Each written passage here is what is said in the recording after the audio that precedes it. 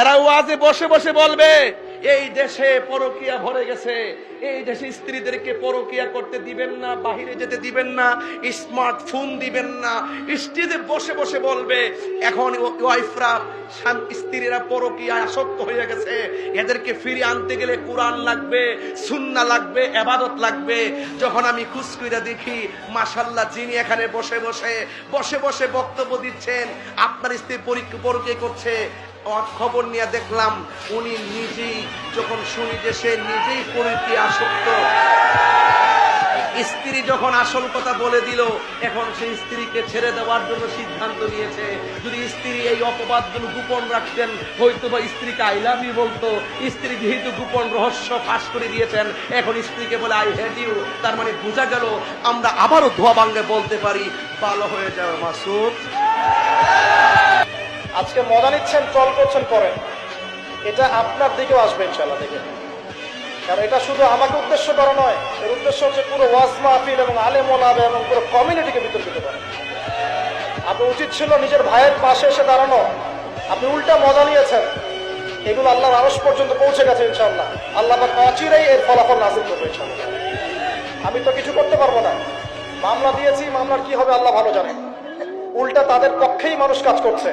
আমি শুধু এতটুকু বলছি, আল্লাহর কাছে হাত তুলে দোয়া করছি, আল্লাহুম্মা ইন্না নাজআলুকা ফি নুহুরিহিম ওয়া নাউযু বিকা মিন শুরুরিহিম, আল্লাহুম্মা আকফিনিহিম বিমা শি'তা, আল্লাহুম্মা মুনজিলাল কিতাব ওয়া সারি'আল হিসাব, ইহজিমিল আহজাব, আল্লাহুম্মা ইহজিমহুম ওয়া জালজিলহুম। এই দোয়ার অর্থ যারা বুঝবেন জেনে নিয়েন যে আমি কি দোয়াটা করেছি। আমি আল্লাহর কাছে দোয়া করছি, আল্লাহ পাক সত্যের পক্ষে থাকেন, মিথ্যার বিপক্ষে থাকেন। এখানে ইসলামের বদনাম হয়েছে, আলেমের বদনাম হয়েছে, এবং আল্লাহ দিনের দায়ীদের আঘাত এসেছে, ইউটিউবারদের আঘাত করা হয়েছে, এবং মিথ্যা প্রপাগান্ডা চালিয়ে চরিত্র হনন করা হয়েছে। আল্লাহর কাছে দোয়া করছে আল্লাহ পাক যেন একাই এই জালেমদের বিরুদ্ধে আমাদের পক্ষে যথেষ্ট হয়ে যাবে। আমরা দোয়া করছি আল্লাহ পাক যেন এদের এবং আমাদের মাঝখানে ফয়সালাকারী হিসেবে আল্লাহ পাকই যথেষ্ট থাকেন ইনশাআল্লাহ। আল্লাহুম্মা মুনজিলাল কিতাব, আল্লাহ পাক কিতাব নাজিলকারী, সারি'আল হিসাব, দ্রুত হিসাব গ্রহণকারী, ইহজিমিল আহজাব, এই জালেমদের এই দলটাকে আল্লাহ পাক ভেঙে দেবেন ইনশাআল্লাহ। আল্লাহুম্মা জালজিলহুম, আল্লাহুম্মা ইহজিমহুম ওয়া জালজিলহুম, আল্লাহ পাক এদেরকে বিধ্বস্ত করবেন, এদের পাগুলোকে ভূমিকম্পের মতো কাঁপিয়ে দেবেন ইনশাআল্লাহ।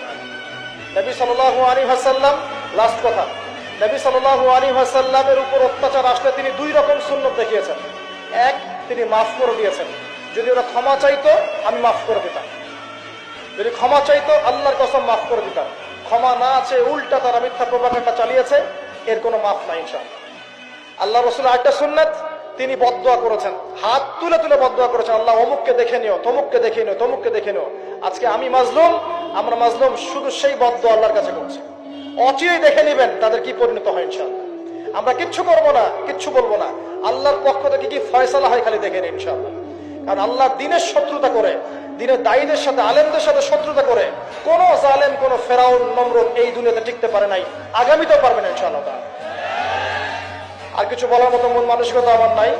আপনার জন্য দোয়া করবো, অনুরোধ করবো যে আল্লাহর ওয়াস্তে এই বিভ্রান্তির যুগে এক পেশে মনোভাব রাখবেন না, সত্য মিথ্যা যাচাই করবেন, তারপরে আপনি বিশ্বাস করবেন ইনশাআল্লাহ।